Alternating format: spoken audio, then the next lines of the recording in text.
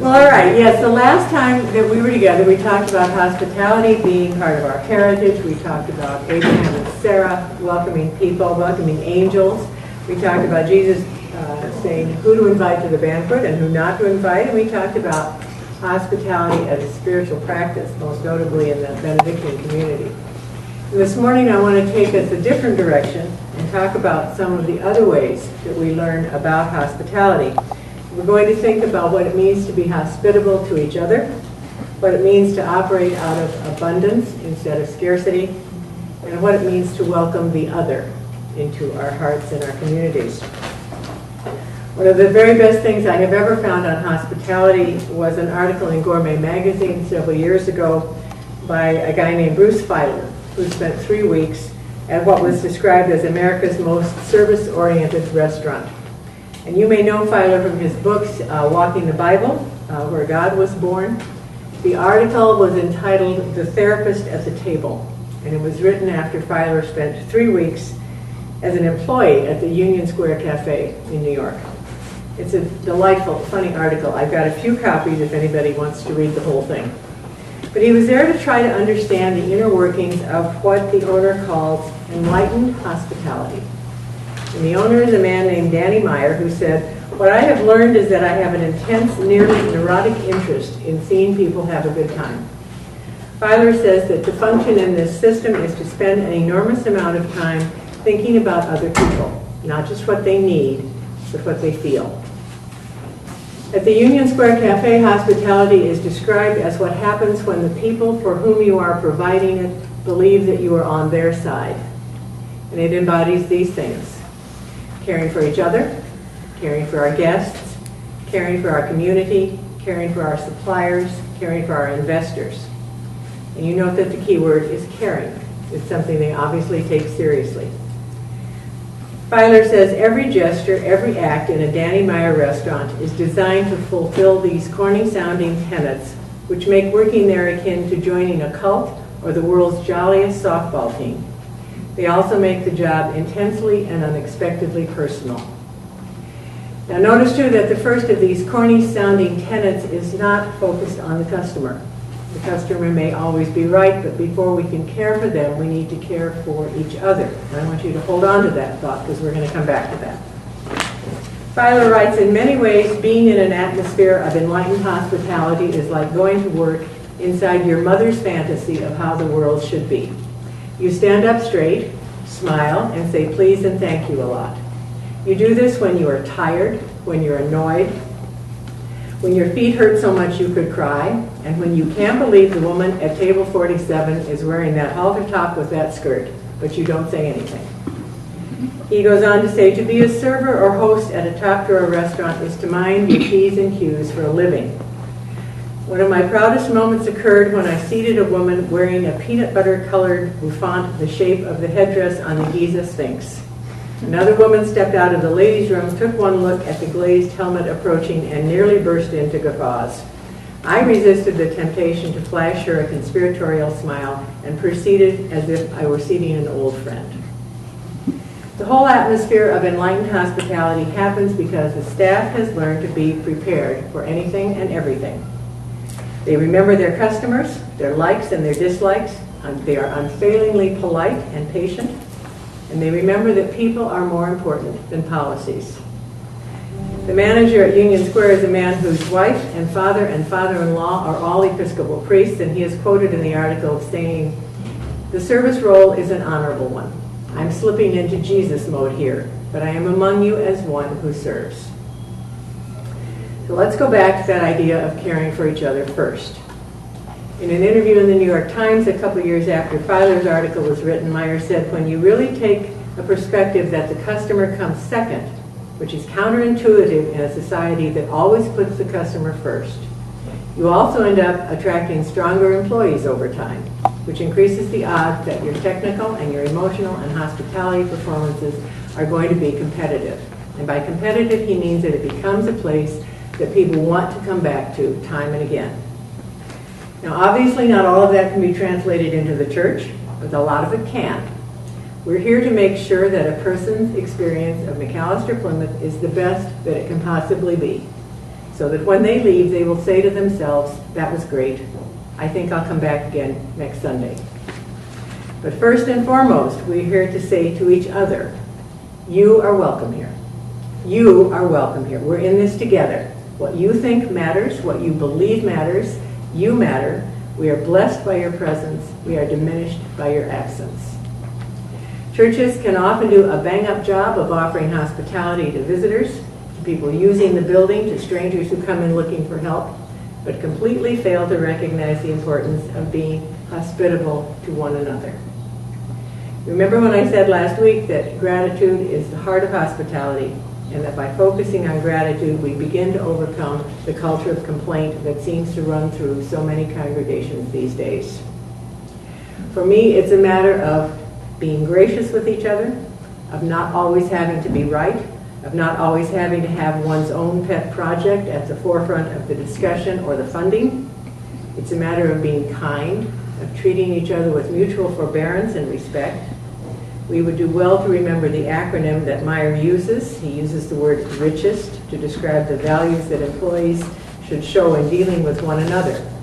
Respect, integrity, courage, humility, empathy, self-awareness, and trust.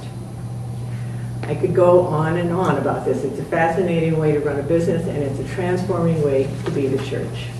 Well, I want to talk about the whole idea of scarcity versus abundance as part of how we extend hospitality.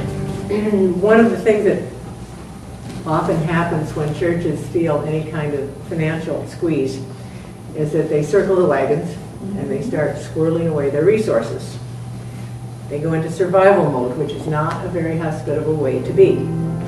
It can happen when membership drops, when churches lose a significant donor, when the market tanks and investments lose ground. It can happen when churches are faced with an unexpected expense like a new roof, or getting rid of the mold in the basement, or needing to bring the kitchen up to code, or any other number of events. So this is my visual. If I pass this around, and I will, and told you to take as much as you wanted, what would be your reaction?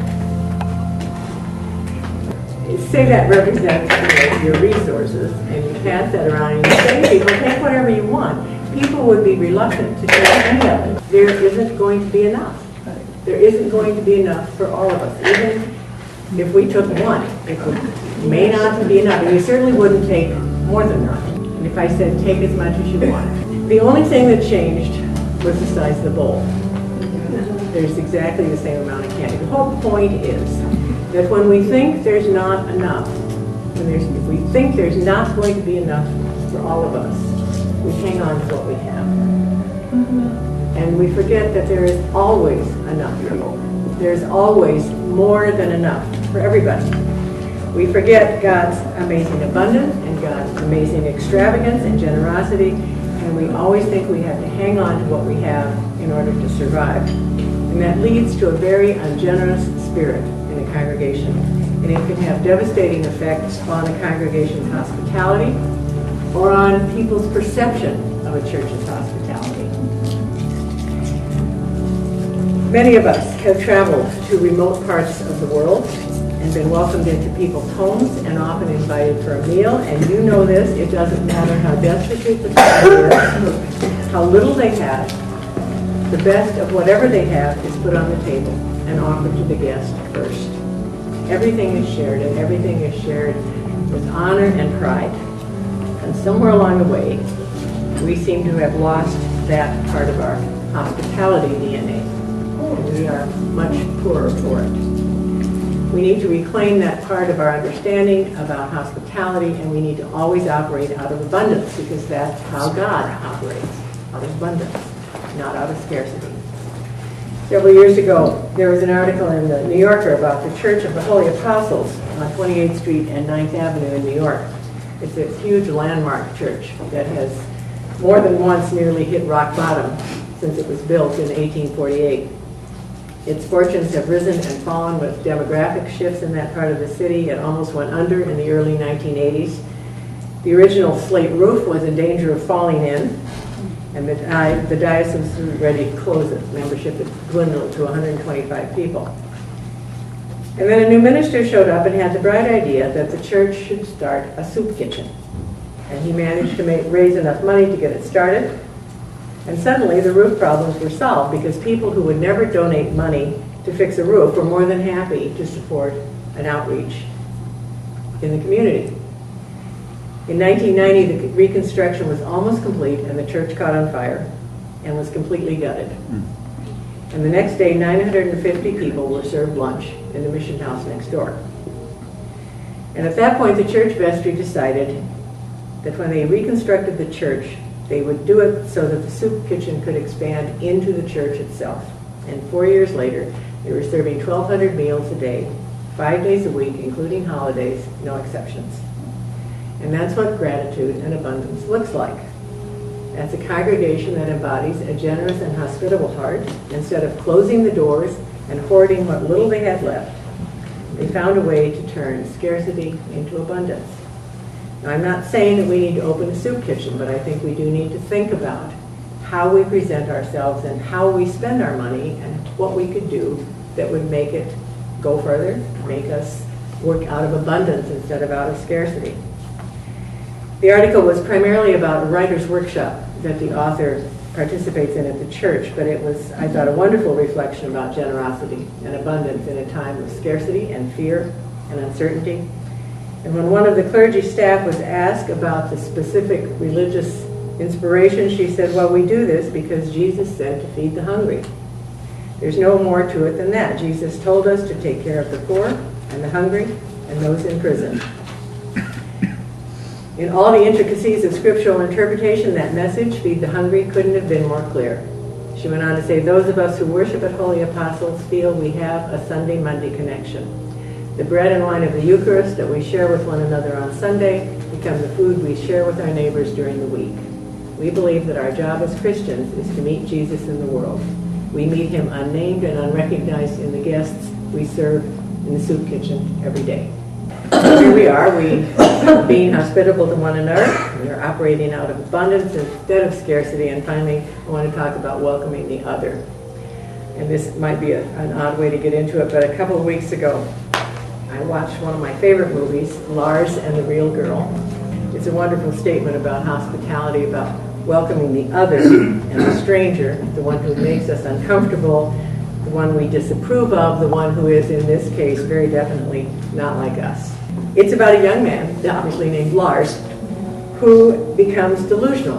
And in his delusion and his need for connection, orders an inflatable doll. And of course, everyone assumes the obvious, but that's not how it unfolds. Lars concocts an entire history for her. She's from Venezuela, but her mother was Danish. Her name is Bianca. He met her online. She's disabled and in a wheelchair. And he moves her in with his brother and very pregnant sister-in-law, who are absolutely stunned by the arrival of her in their guest room. And because Bianca arrives somewhat inappropriately dressed, Lars asks his sister-in-law if Bianca can borrow some of her clothes. And in trying to make sense of this and decide how they're going to live in this very small town with this very unexpected turn of events, the brother and his wife go to the church council to ask for help. And it is not an entirely pleasant discussion. People are shocked by this and embarrassed by this. And finally, one of the women begins to point out that all of them have something in their lives or in their past that they don't want to talk about. And eventually, they all agree that they'll go along with it. But it is very, very awkward for everybody, especially Lars' brother, who just cannot get his head around this. And fortunately, there's a wonderfully kind doctor in town who explains what's going on with Lars. And by, the whole town welcomes Bianca as one of their own. She gets elected to the school board. She volunteers in the elementary school. She goes to the beauty shop and has her hair cut. She goes to church and sings in the choir. She goes out to dinner with the girls. And through all of this, the doctor is treating Bianca for some illness, which you begin to understand is her way of helping Lars deal with the delusion, and which will end with Bianca's death when Lars has worked it all out. And when that happens, Lars makes the decision for Bianca to die. And when she dies, everybody is devastated. The whole town shows up for her funeral, and one of the most touching scenes, the pastor says that they all loved Bianca, and Bianca loved all of them, especially Lars. And it is it's absolutely hilarious movie in some parts, but also has some very profound and touching moments. But being able to see how our lives are enriched by the presence of the stranger or the other in our midst is one of the greatest gifts of hospitality, and probably one of the most challenging of creating hospitality. But it's what we are called to do. It's something we can all learn to do. And so I hope you will take that to heart and begin here by practicing hospitality with each other. Understand what it means to live abundantly and to live out of abundance, and to welcome Jesus again and again.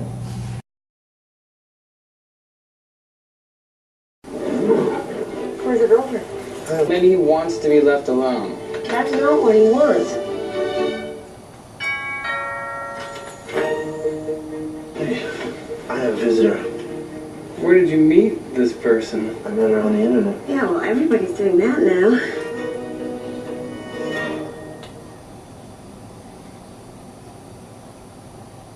You know, Bianca's a missionary. My little brother is crazy, right? He's crazy. If I may, he appears to have a delusion. She loves kids. Fantastic. When will it be over? When he doesn't need it anymore. We gotta fix him. Can you fix him? Bianca's in town for a reason. This isn't necessarily a bad thing. How can we help? Go along with it. This must be Bianca. Well, welcome. It can be communication. It can be a way to work something out. Chances are he's been decompensating for some time. We don't want anything to do with her.